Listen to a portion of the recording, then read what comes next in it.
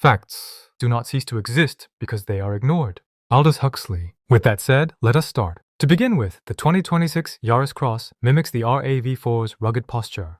However, it shrinks that image into a city-friendly footprint. At its core, it is built on the TNGA-B platform, which means it shares DNA with the standard Yaris, but wears a taller, boxier suit. Make no mistake, this is not a true off-roader. Rather, it is a lifted hatchback designed to survive the urban jungle, not the Sahara. Visually, the hood features dual ridges, adding emphasis to the front end's perceived bulk. It is short and aggressively sloped, therefore maximizing forward visibility.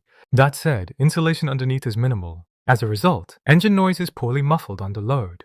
Power comes from a 1.5-liter 3-cylinder hybrid, available in two outputs, either 116 horsepower or the updated hybrid 130, producing 130 horsepower. In principle, this system prioritizes thermal efficiency, which is why fuel consumption lands between 3.8 and 4.2 liters per 100 kilometers. However, push it hard, and suddenly, the CVT transmission causes the engine to scream in agony, rather than deliver performance. Numerically, the facts are clear.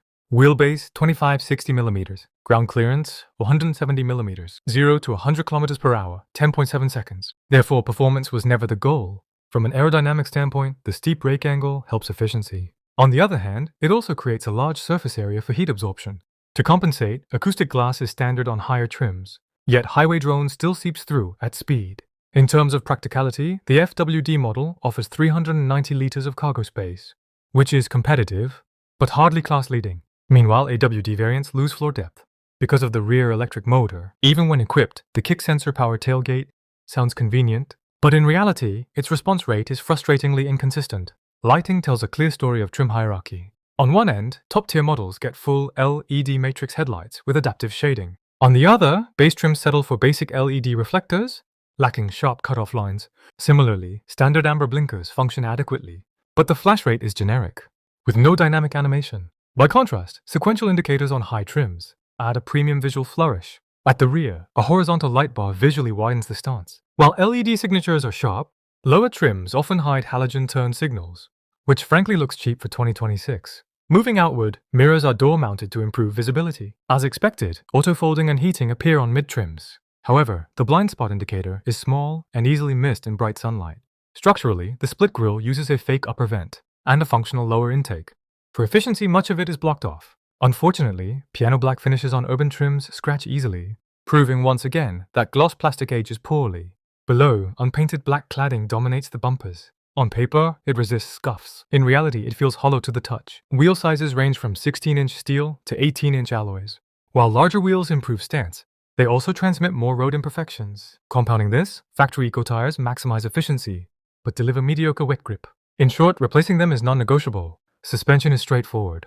McPherson struts up front, torsion beam at the rear. As expected, it is durable, but crashes over sharp bumps. Only the AWD-I version receives a double wishbone setup, which slightly improves composure, though it does not transform the ride. Braking performance is adequate, but pedal feel is spongy due to regenerative blending, making smooth stops difficult to master. Build quality tells a familiar story.